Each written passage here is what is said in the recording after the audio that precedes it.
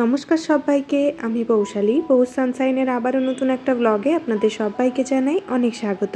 আশা করি আপনারা যেখান থেকে আমার ভিডিওটি দেখছেন সবাই খুব ভালো আছেন আর সুস্থ আছেন। আজকে সকাল থেকে এতটাই গরম ছিল, সেরকম এক্সট্রা কাজ কিছুই করিনি, শুধু রান্নাবান্নাটা করেছি, তাতেই যেন মনে হচ্ছিল অনেক কাজ করে ফেলেছি।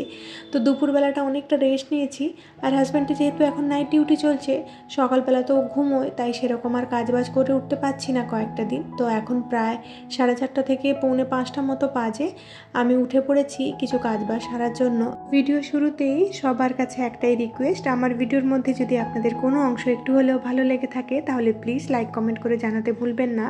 আর আমার এই ছোট্ট পরিবারে নতুন যদি কোনো বন্ধু হন, আপনাদের যদি এরকম লাইফস্টাইল ব্লগ দেখতে ভালো লাগে তাহলে অবশ্যই চ্যানেলটিকে সাবস্ক্রাইব করে আপনারা আমার পাশে থাকতে পারেন।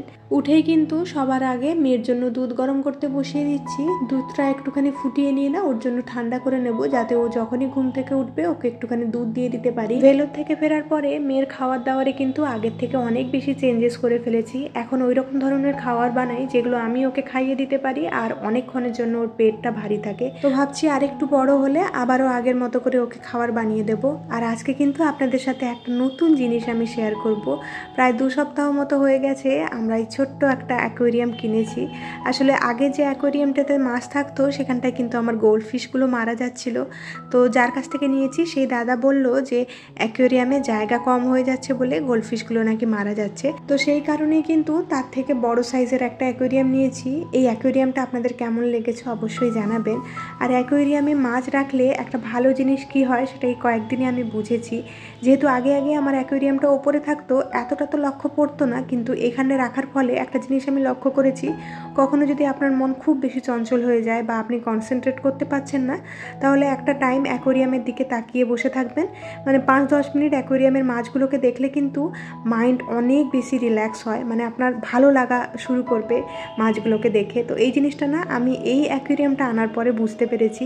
মাছগুলোকে যখনই দেখতাম বেশ খানিকক্ষণ বসে বসে ওদেরকে দেখলে কিন্তু মনটা অটোমেটিক্যালি ভালো হয়ে যেত। তো যাই হোক, আমি কিছুদিনের মধ্যে কিন্তু অ্যাকোয়ারিয়াম রিলেটেড কিছু ভিডিও আপনাদের সাথে শেয়ার করব।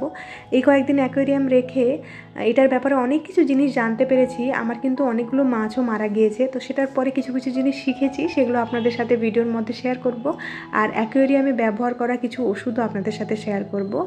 তো যাই হোক, আপনাদের সাথে কথা বলতে বলতে কিন্তু ওদিকে কয়েকটা মেয়ের খেলনা পড়েছিল, সেগুলোকে গুছিয়ে দিয়ে এলাম। আর কয়েকটা জামা কাপড়ও শুকিয়ে গিয়েছিল, সেগুলো একদম ফোল্ড করে রেখে দিয়ে আসছি জায়গাতে। তো মেয়ের এই খেলনাগুলো না দুপুরবেলা ঘুমোতে যাওয়ার আগে ছড়িয়ে ছিটিয়ে দিয়ে গিয়েছিল। প্রত্যেকবারে দুপুরে কিন্তু আমি এই খেলনাগুলো গুছিয়ে ঘুমোই, কিন্তু আজকে একদমই ইচ্ছে করছিল না, সে কারণে আমিও গিয়ে ওর সাথে একটু রেস্ট নিয়েছিলাম। তো এখন ফাইনালি এসে বাড়িটা একবার গুছিয়ে নিচ্ছি। আর আগের ভিডিওতেই বলেছিলাম আমার মা কয়েকটা জিনিস পাঠিয়েছে, তো তার মধ্যে এই যে এক টিন মুড়ি। তো এখন মুড়িটাকে টিনের মধ্যে ঢেলে রাখছি। তো আমার বাড়ির ওদিকে কিন্তু এই মুড়িগুলো খেতে ভীষণই ভালো হয়। এদিকের দিকে যে প্যাকেট মুড়িগুলো পাওয়া যায় না, সেগুলো খেতে খুব একটা ভালো হয় না, কিন্তু এই দেশি মুড়িগুলো খেতে ভীষণ ভালো হয়। আর এই সমস্ত জায়গাতে দেখেছি দেশি মুড়ি খুব একটা কোথাও পাওয়া যায় না। তো মা যখনই কিছু পাঠায় বা মা আসে বা আমরা বাড়ি থেকে আসি, তখন কিন্তু মা মুড়িটা অবশ্যই আমাদেরকে দিয়ে দেয়। তো সেখান থেকে কিন্তু এক প্যাকেট মুড়ি আমার টিনের মধ্যে গেছে, আর এক প্যাকেট কিন্তু পুরোটা যায়নি, ওটা রেখে দিয়েছি, পরে কখনো খেয়ে নেব আর কি। মানে আগে প্যাকেটেরটা শেষ করে তারপরে টিনের মুড়িতে হাত দেবো। আর ওইটুকু কাজ করতে করতেই মেয়ে ঘুম থেকে উঠে পড়েছে। এখন ওকে নিয়ে এই যে আয়রন করতে বসেছি। অনেক কয়েকটা জামা রয়েছে, তাই ভাবলাম একদম আয়রন করে রেখে দিই। আর মেয়েকে এখানটায় না একটুখানি জেমস ধরিয়ে বসিয়েছি। তো এক একটা করে জেমস দিচ্ছি, তারপরে যখনই শেষ হয়ে যাচ্ছে আবারও সে এই জায়গাটাতে হাত দেওয়ার চেষ্টা করছে। তো আয়রন করে মাঝখানে ওকে একবার হাত দিয়ে দেখিয়েছি যে এই জায়গাটা গরম আছে, তুমি হাত দিও না, কিন্তু তারপরেও বাচ্চা কি আর শোনে, ও কিন্তু এখানটায় আর একদমই থাকতে চাইছে না। আর আমার কিন্তু আয়রন প্রায় শেষ হয়ে এসেছে, ওকে নিয়ে মোটামুটি ভয়ে ভয়ে আয়রনটা কমপ্লিট করেছি। তো বাচ্চা বেশিরভাগ ঘুমিয়ে থাকলেই আমি চেষ্টা করি আয়রনটা করার জন্য, কারণ মেয়ে তো এখন বড় হয়ে গিয়েছে, ওর এই সমস্ত জিনিসে না খুব ইন্টারেস্ট। তো সেই কারণে আমি চেষ্টা করি ও ঘুমিয়ে গেলে কাজগুলো করার জন্য। এখন প্রায় 6টা মতো বাজে, হাজব্যান্ডকে একটু জোর করেই ঘুম থেকে ওঠালাম বলতে পারেন। একটু আগেই মেয়েকে যেই না একটু চোখের আড়াল করেছি, মানে আড়াল ঠিক বলবো না, আমার চোখের সামনে বসছিল, কোনো একটা কিছুতে ও একটুখানি কেটে ফেলেছে, আর সেই জায়গাটা কিন্তু ওর খুব জ্বালা জ্বালা করছে। তো হাজব্যান্ডকে বললাম ডাক্তারের কাছে নিয়ে যাওয়ার জন্য। তো আমি তো যেতে পারতাম, কিন্তু আমার কি ব্যাপারটা হয়েছে, একজনকে আমি বাড়িতে আসতে বলেছিলাম আমার আইব্রোটা করার জন্য, যেহেতু সামনেই পুজো রয়েছে। তো যারা বাড়িতে আইব্রো করাতে আসে না, ওদেরকে কিন্তু পুজোর সময় খুব একটা বেশি ফাঁকা পাওয়া যায় না। আর আপনারা তো জানেনই আমি খুব একটা বেশি বাইরে বেরোতে পারি না মেয়েকে নিয়ে, মানে পার্লারের কাজে তো একদমই যেতে পারি না মেয়েকে নিয়ে। তো আইব্রোটা এই কারণে আজকাল বাড়িতেই করাই। তো ওকে বলে রেখেছিলাম বাড়িতে আসার জন্য, তো ও অলরেডি কিন্তু বাড়ির সামনে চলে এসেছে। তো সেই কারণে আমি বেরোতে পারছি না, হাজব্যান্ডকে বললাম নিয়ে যাওয়ার জন্য। আর এইরকম শুকনো বিপদে না আমার আর কাজ করাতে একদমই ইচ্ছে করছিল না, ভাবছিলাম না করে দেই, কিন্তু ও যেহেতু অলরেডি চলে এসেছে কাছাকাছি আর কিছু ক্লায়েন্টকে তাড়াতাড়ি করে তারপরে আমার কাছে আসছে, তো আমারও একটা কমিটমেন্ট রয়েছে, তো সেই কারণেই ওকে আর মানা করিনি। আর এদিকে কয়েকটা জলের বোতল বেরিয়েছিল, সেগুলো একদম ধুয়ে রেখে দিলাম। আর দেখলাম বেশ সন্ধে নেমে এসেছে, সেই কারণে কাজে বসার আগে জানালাগুলো লাগিয়ে পর্দাটা দিয়ে দিচ্ছি।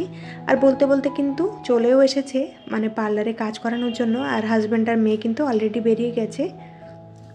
লাইফে এই নিয়ে দুবার আমি ক্লিন আপ করলাম। আমি কিন্তু সেরকমভাবে ফেসে কিছুই করাই না, শুধু আইব্রোটা ছাড়া। এর আগের বারে যখন আইব্রো করাতে এসেছিলো তখন আমার ফেসে দেখেছিল একটুখানি ব্ল্যাক হেডস রয়েছে, তো সেই কারণে এবারে একটুখানি ক্লিন আপ আর তার সাথে এই ব্ল্যাক হেডস রিমুভের জন্য এই স্ট্রাইপগুলো ব্যবহার করলাম। তো আপনারা চাইলেও কিন্তু ব্যবহার করতে পারেন, এটা খুবই ভালো। আর এটা ব্যবহার করার জন্য কিন্তু আগে একটুখানি ফেসটাকে ক্লিন করে তারপরে হালকা হাতে একটু স্ক্রাব করে নিতে হবে, তারপরে ফেসটাকে শুকনো করে কিন্তু আপনারা এই স্ট্রাইপটা ব্যবহার করতে পারেন। এই স্ট্রাইপের সমস্ত যে ইনস্ট্রাকশন এগুলো তার গায়ে দেওয়া রয়েছে, মানে কতক্ষণ ব্যবহার করতে হবে বা কী ব্যাপার।